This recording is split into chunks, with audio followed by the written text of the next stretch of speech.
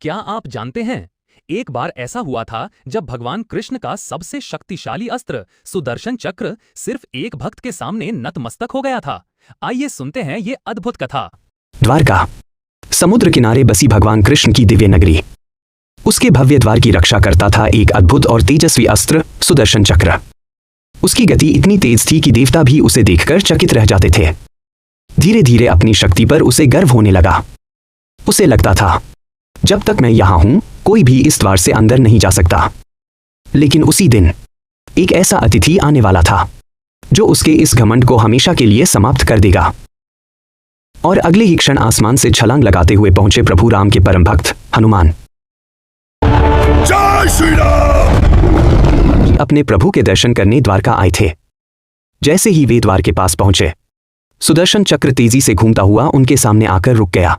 रुकिए वानर वीर, यह द्वारका का द्वार है, बिना अनुमति प्रवेश नहीं। हनुमान जी मुस्कुराए और शांत स्वर में बोले, मैं तो बस अपने प्रभु के दर्शन करने आया हूं।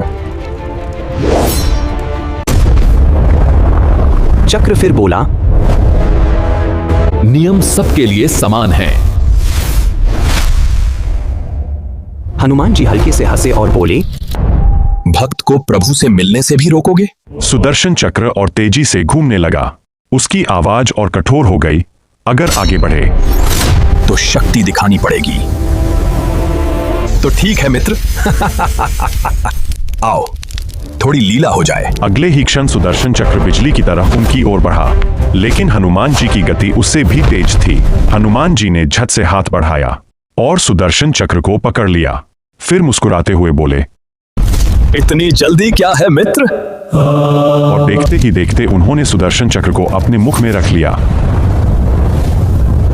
अब द्वार का पहरेदार गायब हो चुका था और हनुमान जी सीधे महल के अंदर पहुंच गए। महल के अंदर बैठे थे भगवान कृष्ण। उन्होंने मुस्कुराकर पूछा, हनुमान, द्वार पर किसी ने रोका नहीं? हनुमान जी हंसे और अपने मुख से सुदर्शन चक्र बाहर निकालते हुए बोले, प्रभु, एक चक्र था, उसे तो साथ ले आया। उस दिन घमंड हार गया और भक्ति की शक्ति जीत गई। जय श्री राम।